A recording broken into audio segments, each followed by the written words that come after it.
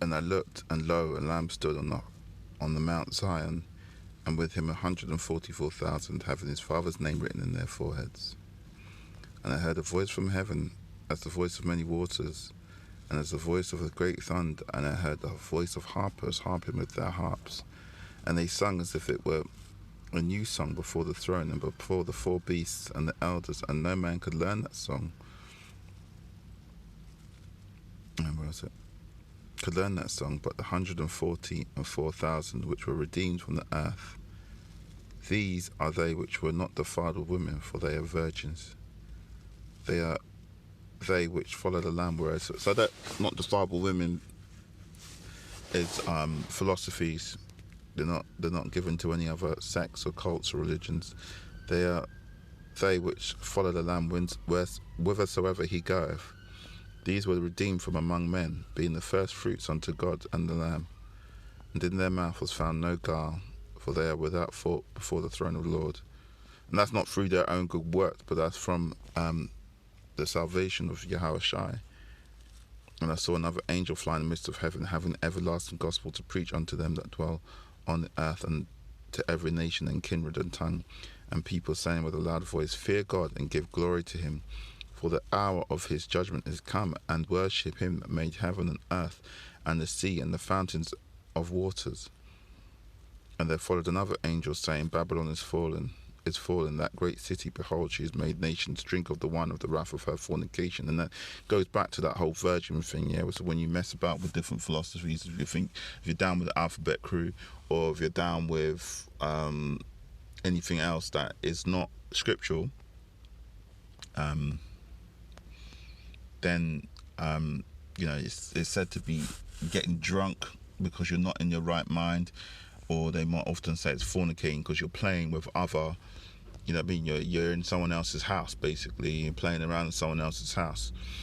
And the third angel followed them, saying with a loud voice, If any man worship the beast and his image, and receive his mark on his forehead or his hand, the same shall drink of the wine of the wrath of God, so which is poured out without mixture into the cup of his indignation, and he shall be tormented with fire and brimstone in the presence of the holy angels and in the presence of the Lamb.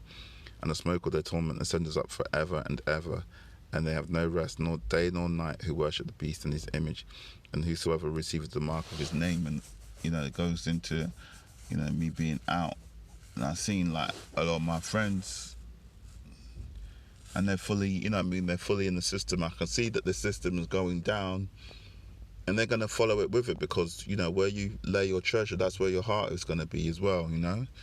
And a lot of my friends are fairly successful, very successful, in fact. But you can see where their heart is. I mean, that's not to say that that's definitely going to be happening, because, who knows the mind? Only Yahushua and Yahweh know the mind of people, what their hearts are, where they're going to follow. But, laying all your treasure there, because by rights I should have really felt away, but anyway. I'm rambling. Here is the patience of the saints. Here is they that keep the commandments of God and the faith of Yahushua. And I heard a voice from heaven saying unto me, Right blessed are the dead which die in the Lord from henceforth. Yea, saith the Spirit, that they may rest from their labours, and their works do follow him.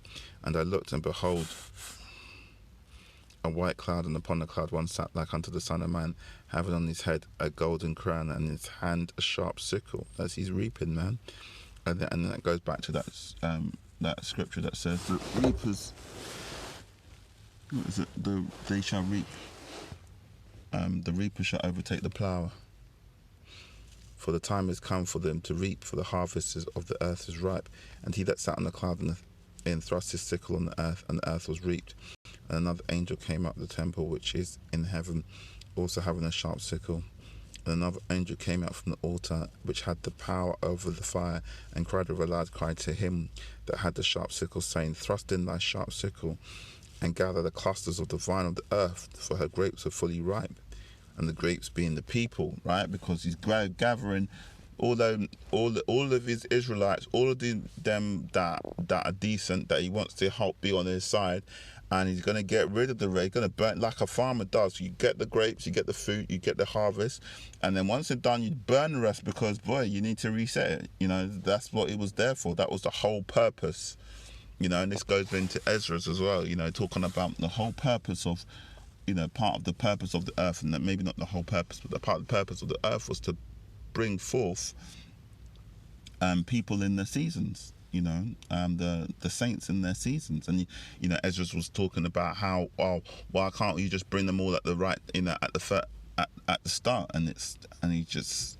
And the angel said to Ezra, you know, it ain't like that. It's you have to you gotta trust the process, bro. Anyway, and the angel thrust in his sickle in the earth and gathered the vine of the earth and cast it into the great winepress and the wrath of God. And the winepress was trodden without the city, and the blood came out of the winepress, even unto the horses' bridles, by the space of 1,600 furlongs. So the winepress was trodden without the city, and the blood came out of the winepress even unto the horses' bridles. So that's a high up. The blood ran out of the city. The blood ran out of the city. There's going to be a lot of death, man. You know, that's even in celebration. It's hard. When you come into this truth, it's hard to fully let go and celebrate and enjoy yourself, because you know the place is done, you know what's to come, you know what's happening, you see a lot more of what's coming. Fear God and keep his commandments, you know what I mean, that you might be saved. Anyway, with that, I'm going to say shalom.